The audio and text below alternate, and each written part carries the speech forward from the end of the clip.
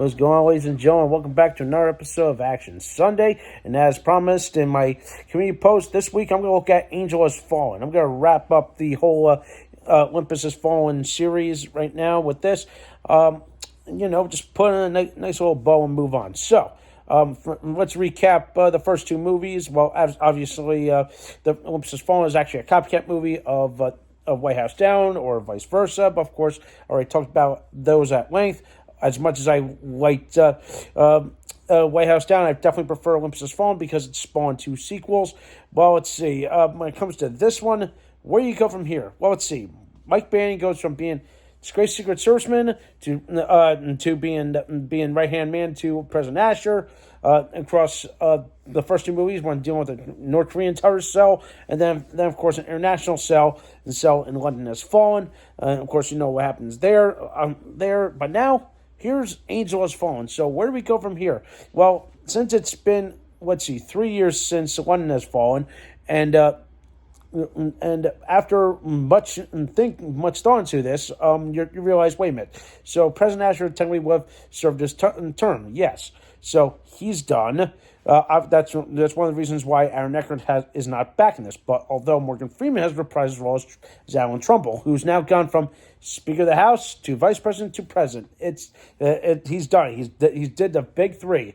Which, believe it or not, in the history of human history or politics, has never happened. It will never happen because it can't really happen because it's not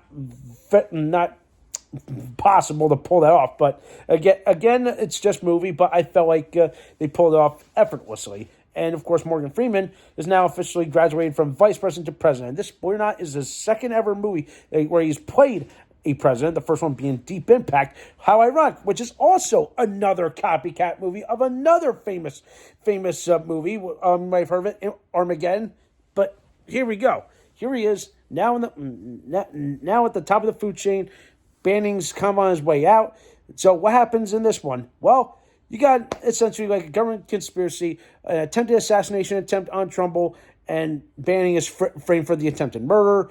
And a lot goes on here. He's arrested, and it essentially turns into a bit of the fugitive kind of storyline. Which I was like, really, you're gonna go for this one? Be like, oh, he's a traitor to his government. He's a traitor to the country. Oh, there's collusion.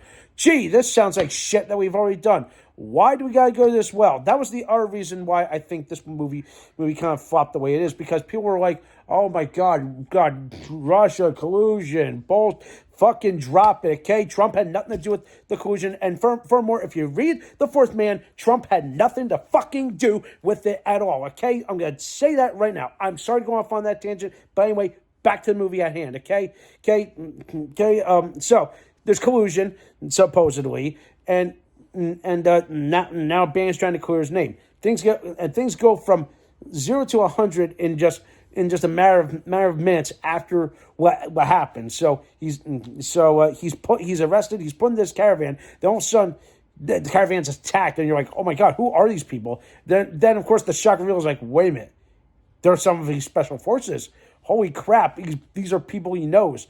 And of course, ultimately, as the movie goes on, it becomes kind of predictable. Like, okay, now you know who the villains are, but who's the real person pulling the strings? Well, I don't want to say who it is, but for those that have seen it, you know who it is. But of course, it just roused my cage, because I feel like they just took the best elements of a little bit of the first two movies, The Fugitive, and just threw it and just half-assed it altogether. And also, where's all the flashy things that they used to do with the first two movies? Like, okay, here's what happened on this date. Okay, here we are at this. Here's the time. And now, of course, what they would do is they would introduce characters by telling them who they are and where they are, and what their rank is, kind of thing. Like they did in the other two movies. Like, oh, here's DC Mason. Oh, here's General Klieg. Sadly, Robert Forster died after later that year, this movie came out. So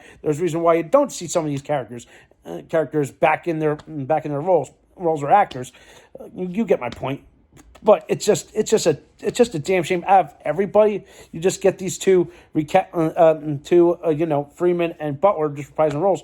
But I will say they were able to get someone to play his wife instead of getting Radha Mitchell. They got Piper Paraba, which I felt like she naturally slipped into us, which I kind of find a bit interesting. It's like, okay, out of all the actresses out there, like, and it kind of works because she was kind of like in the spy genre because she was on Covert Affairs. Really good show. I might review that upcoming sometime if I could get my hands on some episodes. But outside of some of the interesting recastings and some typical shit, like, it's an interesting popcorn flick. To me, it kind of ends the series on a whimper instead of a bang kind of thing, and like, and of course, it kind of leaves the door open. I think they were trying to make this be like, okay, Angel's Fallen, then what's next after this? What are they going to do? Are they going to focus more on missions that Banning's going to go on? Who knows? Because he gets graduated to director of Secret Service kind of thing. So, which is interesting because I don't think that's ever happened in the history of mankind or in DC where a top official or a bodyguard or something like that would ever get that role.